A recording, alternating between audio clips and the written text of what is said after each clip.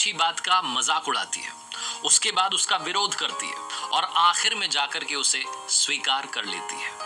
नमस्ते दोस्तों, मेरा नाम है आरजे कार्तिक। आप देखना शुरू कर चुके हैं मेरी नई लर्निंग सीरीज सीखोगे नहीं तो जीतोगे कैसे। और आज जिनकी बात करने जा रहा हूं वो विख्यात आध्यात्मिक गुरु स्वामी विवेकानंद जी हैं। उनका जन्म 1863 में 12 जनवरी के दिन हुआ था, जिसे हम भारत में युवा दिवस के रूप में मनाते हैं। 1902 में 4 जुलाई के दिन वो परलोक गमन कर गए। 39 सालों की इस जीवन यात्रा में मात्र 39 साल उन्होंने जिंदगी जी, लेकिन इन 39 सालों में उन्होंने इस दुनिया को, देश को इतने अच्छे और शानदार विचार दिए हैं कि अगर आप उनमें से किसी एक पर भी इंप्लीमेंट कर लें तो शायद आपकी जिंदगी हमेशा के लिए बदल जाए। 1893 में जब उन्हें बुलाया गया था यूएसए में शिकागो में विश्व धर्म महासभा में, 2 मिनट का समय उन्हें मिला था अपना भाषण देने के लिए, और वो भाषण आज भी याद किया जाता है क्योंकि उन्होंने अपने भाषण की शुरुआत की थी, मेरे प्यारे अमेरिकी बहनों और भाइयों। ये जो शुरुआत की पंक्ति थी, जो शुरुआत के शब्द थे, इन्होंने हर किसी का दिल जीत लिया।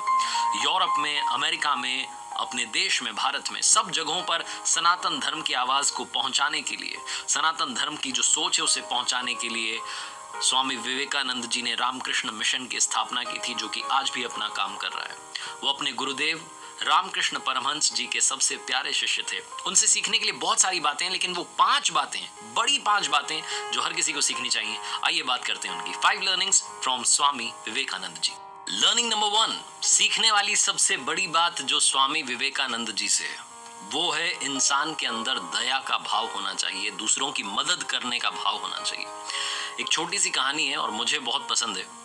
मैंने बचपन में स्कूल में सुनी थी, तब से मुझे आज तक याद है। स्वामी विवेकानंद जी की माताजी ने उनसे चाकू मांगा। स्वामी विवेकानंद जी ने चाकू ला करके दिया। माँ किचन में कुछ काम कर रही थी और जब चाकू उन्होंने माँ को पकड़ाया तो जो चाकू की तेज धार थी वो अपनी तरफ रखी और जो कवर था वो माँ के हाथ में था। माँ ने जैसे ही चाकू अपने हाथ में लिया, कहने लगी कि बेटा तू तो बड़ा होकर के बहुत लोगों की मदद करेगा, बहुत लोगों का प्यार पाएगा। स्वामी विवेकानंद जी ने पूछा कि ऐसा क्यों माँ? तो माँ ने बताया कि तूने ख्याल रखा कि तेरी माँ को चोट ना लग जाए। जिस तरफ धार थी, तेज धार, अभी तो तू छोटा सा बच्चा है, तुझे इस बात की समझ है कि उस धार वाले हिस्से को तूने अपने हाथ में रखा और कवर वाला जो हिस्सा है वो मुझे दिया। स्वामी विवेकानंद जी का जीवन इस छोटी सी घटना से ही समझ में आता है कि कितने दयालु थे। उनके अंदर दया का भाव बहुत ज्यादा था। ये छोटी सी जो घटना है, जो कहानी है, हम सबको सबसे बड़ी बात सिखाती है कि आपके अपने परिवार में, अपनी फैमिली में, बच्चे बड़े, कहीं कोई ऐसी घटना होती है जो उन्होंने कोई अच्छा काम किया है तो आप उसे प्रेज कीजिए, उसकी तारीफ कीजिए, ताकि आगे चल कर के वो और ऐसे अच्छे अच्छे काम करें और अच्छे इंसान बने। सबसे जरूरी है हम इंसानों में इंसानियत का होना। Learning number 2, focus on your target. अपने लक्ष्य पर ध्यान लगाइए। स्वामी विवेकानंद जी की कही हुई बात बहुत ज्यादा पॉपुलर है, उठो जागो और तब तक मत रुको जब तक कि लक्ष्य की प्राप्ति ना कर लो। इस पर भी एक छोटी सी कहानी है। स्वामी विवेकानंद जी अपने आश्रम में विश्राम कर रहे थे, तभी एक आदमी है और आकर के कहने लगा कि मुझे स्वामी जी से मिलना है, बहुत जरूरी बात है, उनसे पूछनी है।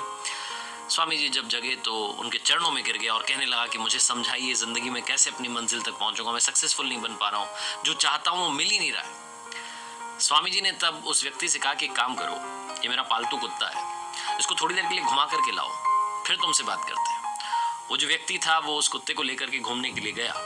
जब वापस आया तो स्वामी जी ने उससे 2 सवाल किए। पहला सवाल था कि तुम तो बिल्कुल भी थके हुए नहीं लग रहे। दूसरा सवाल था कि ये कुत्ता जो इतना हाफ क्यों रहा है। उस व्यक्ति ने कहा कि स्वामी जी मैं जब बाहर गया तो मैं सीधा अपने रास्ते पर चल रहा था, थोड़ा सा घूम करके वापस आ गया, जबकि ये जो आपका कुत्ता है ये इस तरफ उस तरफ जहां कोई चीज देखता था दौड़ने लग जाता, इसीलिए ये दौड़ने की वजह से ये दौड़ता जा रहा था, इसीलिए ये हाफ गया है। स्वामी जी ने कहा बस इसी घटना में तुम्हारे जीवन का सार है। तुम्हें तुम्हारी मंजिल सामने दिख रही है, लेकिन तुम भी उससे भटक जाते हो, कभी इधर कभी उधर, कभी दूसरा टारगेट, कभी तीसरा टारगेट बनाने लगते हो, और जहां पहुंचना है वो एक चीज जो तुम वाकई दिल से पाना चाहते हो वहां तक पहुंच ही नहीं पाते। अगर तुम ऐसे ही दौड़ते रहोगे तो बड़ी थोड़ी सी वॉक में, छोटी सी देर में, छोटी सी डिस्टेंस कवर करने में तुम हाफने लगोगे, लेकिन अगर सीधे चलते रहोगे तो मंजिल पर पहुंच जाओगे।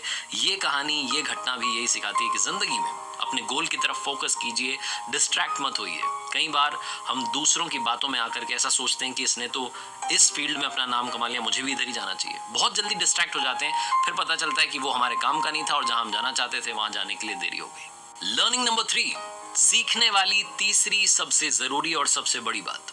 हो सकता है आप कहें कि तो मालूम है हमें, इसमें क्या सीखना है, लेकिन आज के जमाने को देखते हुए मुझे लगता है कि ये सबसे इंपॉर्टेंट लर्निंग है। रिस्पेक्ट विमेन, नारी का सम्मान हमेशा होना चाहिए।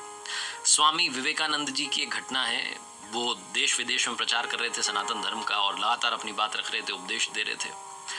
दूसरी कंट्री में थे, वहाँ बहुत सारे लोग उनसे मिलने के लिए आए हुए थे, उनका दर्शन करने के लिए आए हुए थे। एक महिला उनके पास में आई, उस देश की महिला थी, फॉरेन की, और वो लेडी आकर के कहने लगी कि मैं आपसे बहुत इंप्रेस्ड हूँ, आपके थॉट से बहुत इंप्रेस्ड हूँ, आप बहुत अच्छी बात करते हैं और मैं आपको अपना पति बनाना चाहती हूँ। जहाँ उस महिला ने प्रपोज किया शादी के लिए, स्वामी विवेकानंद जी ने कहा कि ऐसा कैसे हो सकता है, मैं सन्यासी हूँ और अगर आप मुझसे इंप्रेस्ड हैं तो एक काम कीजिए, आप मुझे अपना बेटा बना लीजिए, इससे मेरा सन्यास भी नहीं टूटेगा और आपको मेरे जैसा बेटा मिल जाएगा।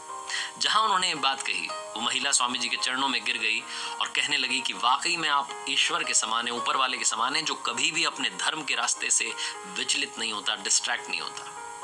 ये छोटी सी घटना हम सभी को एक सबसे महत्वपूर्ण बात बताती है, सबसे इंपॉर्टेंट बात सिखाती है, जिंदगी में हमेशा नारी का सम्मान कीजिए, क्योंकि उन्हीं की वजह से आज हम सब इस दुनिया में हैं। लर्निंग नंबर 4, जिंदगी में अपने मेंटोर्स की हमेशा वैल्यू कीजिएगा, अपने गुरु को कभी भूलिएगा मत। आज के ज़माने में बहुत सारे लोग जब पोजीशन पर पहुंच जाते हैं, उन्हें लगता है कि अब मेंटोर से क्या काम है, उन्होंने सिखा दिया, हम आगे बढ़ गए, उनका काम था सिखाना, भूल जाते हैं।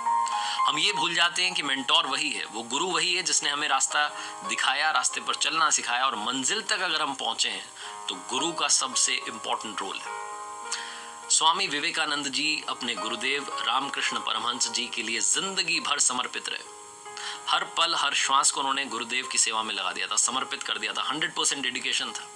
एक बार उनके जो गुरु भाई थे, जो रामकृष्ण परमहंस जी के शिष्य थे, वो नाक सिकोड़ते हुए दिखे कि कहाँ मतलब जाकर के इनकी सेवा करनी पड़ती है। थोड़ा सा उन्होंने सा नफरत जैसा चेहरा बनाया।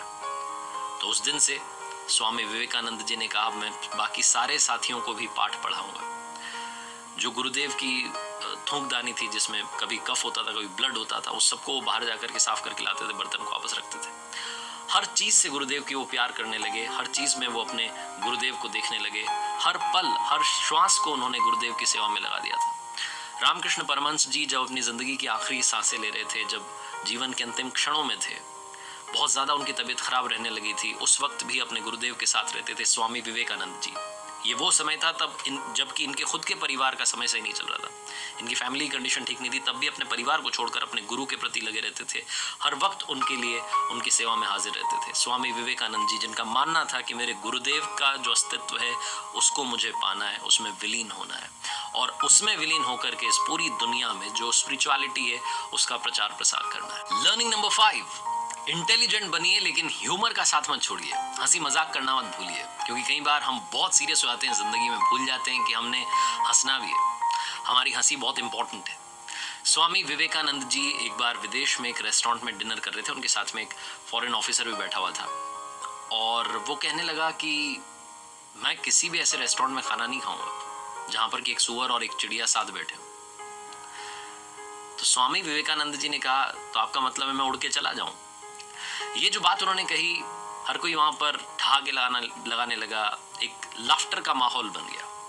छोटा सा किस्सा है, लेकिन सिखाता है कि जिंदगी में हंसी मजाक अगर आपको करनी आती है, अगर आपके अंदर वो ह्यूमर का एंगल है, लेवल है, तो आप जो ड्रामेटिक सिचुएशंस होती हैं, जो ऐसी सिचुएशंस होती हैं जहां से बाहर निकलना मुश्किल लग रहा है, वहां पर भी आप माहौल को लाइट कर सकते हैं, हंसी खुशी के साथ में आगे बढ़ सकते हैं। अपने इंटेलिजेंस के साथ में ह्यूमर की धार को भी रखिएगा, ये आपको और अच्छा इंसान बनाएगी। स्वामी विवेकानंद जी ने 5 कमाल की बातें कही हैं। पहली, चिंतन करो, चिंता नहीं, नए विचारों को जन्म दो।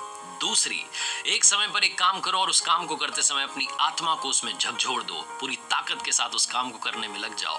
तीसरी, उठो जागो और तब तक मत रुको जब तक कि लक्ष्य की प्राप्ति ना हो जाए। चौथी, जब तक जीना तब तक सीखना। और 5वीं, ये दुनिया एक जिम है और यहाँ हम अपने आप को मजबूत बनाने के लिए आते हैं। और जाते जाते बात करते हैं स्वामी जी के जीवन के अंतिम क्षणों की।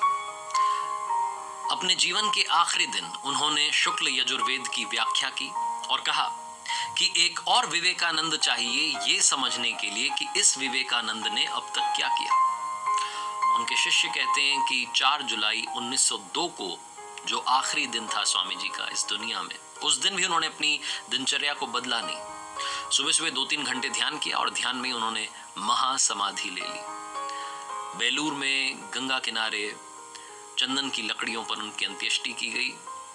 इस किनारे उनकी अंत्येष्टि की गई, दूसरे किनारे पर 16 साल पहले उन्हीं के गुरुदेव रामकृष्ण परमहंस जी की भी वहां अंत्येष्टि की गई थी। बेलूर में आज वहां मंदिर है। स्वामी विवेकानंद जी के जो विचार थे उनको आगे बढ़ाने के लिए उनके शिष्य लगातार काम कर रहे हैं। उम्मीद करता हूं कि इस वीडियो से काफी कुछ आपको सीखने को मिला होगा। स्वामी विवेकानंद जी के जीवन से, उनके थॉट से सीखने के लिए इस दुनिया में बहुत कुछ है जो इस दुनिया को ही बदल सकता है।